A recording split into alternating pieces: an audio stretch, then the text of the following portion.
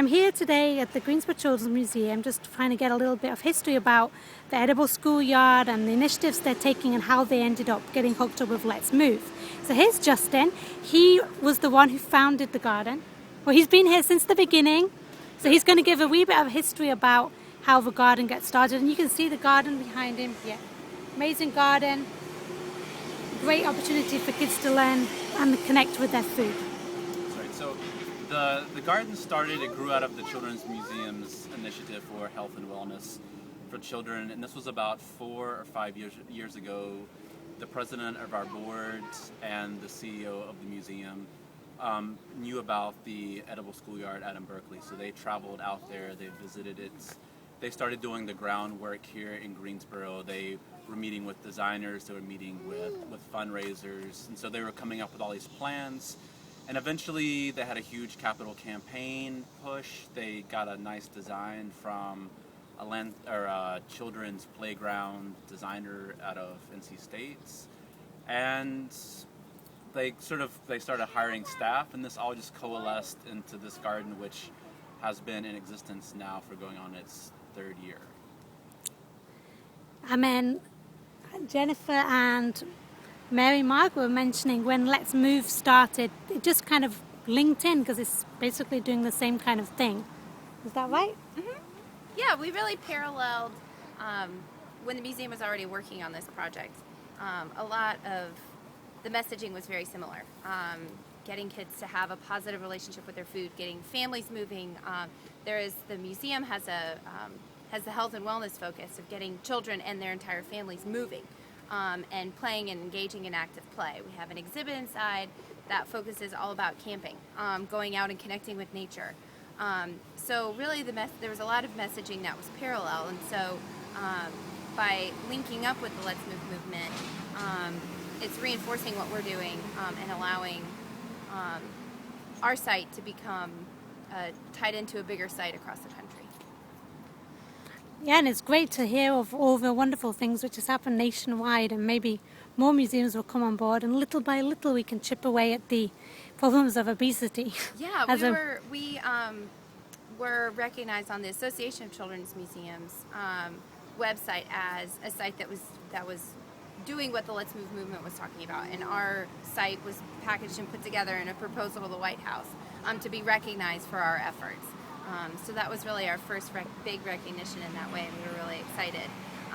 Then with the physical aspect of it, with the National Let's Move Day, we were already planning Olympics Day at the museum, and that just tied right in perfectly. So we just registered the museum to be a site for the Let's Move meetup. Again, reinforcing that we want children and families to be healthy, and that comes in so many different ways. Yeah. So it's really exciting, and I've always been proud of the museums we've had in this area, and this is one of the great ones. Mm-hmm. So now let's meet Jennifer. She's one of the health educators, and you do cooking instruction. Mm-hmm. Tell us a little bit about your role here. So I'm the chef teacher at the Edible Schoolyard, and my role is to provide cooking classes for all ages. So we have cooking classes for little ones, parent and child cooking classes. We reach out to partner with the community and just really get families and kids involved in the whole seed to table process. So coming outside and learning how to harvest a fresh carrot, for example, and coming into the kitchen and preparing something with that so that the kids take ownership and have a greater understanding of their environment. Will the kids actually literally come to the garden, pick the carrots, take them to the kitchen and cook them? Yes. That's pretty awesome. Yeah. As a dietitian and food blogger, that's like, wow, that's really good. Anything else you want to mention? And have you seen positive results of the kids that you've taught in the cooking classes and have come through? Have you had feedback from the families? Yeah, well, it's been really fun. I think they've all had really valuable experiences.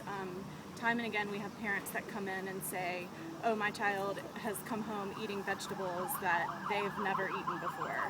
And we had a little girl this summer that left with a carrot in her hand every day on the way home, and her mom was like, I can't believe this. She's never eaten carrots before ever. So just getting to experience this whole this whole garden and the kitchen and the whole process of how food comes to us, it's really impactful and empowering our kids. I think you can never beat hands-on learning, can you?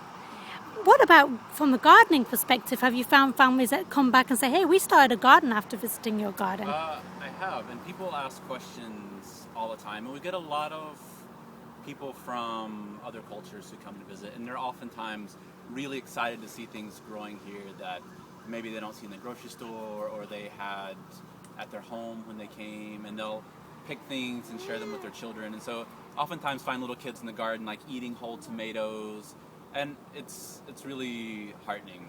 Well, no, that's special. And it really sounds like it unites the community across ethnic groups and different cultures and people, young and old. So keep up the good work, guys. I will share this with my colleagues.